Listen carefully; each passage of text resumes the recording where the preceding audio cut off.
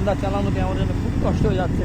বুঝতে পারছেন সেই ময়মনসিংহের জলালউদ্দিন পার্ক, তার পাশে যে রূপতলা যেখানে স্কেটিং চত্বর বলা হয়, এই পেরিয়ে আমরা সোজা যাচ্ছি।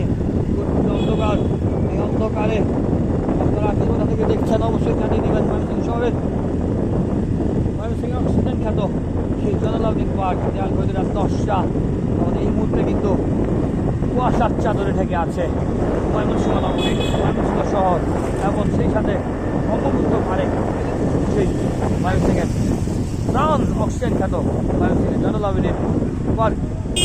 সে বাইরে সে নানা প্রান্ত হতে আপনারা যা যুক্ত হয়েছেন, আপনাদের সকলকে আরো গান চলছে, সেটার মাঝখানে গান চলছে, সঙ্গীত চর্চা কিন্তু থেমে নেই। কারণ যে ঠান্ডা, গরম থাকতে হবে, গরম থাকার একটি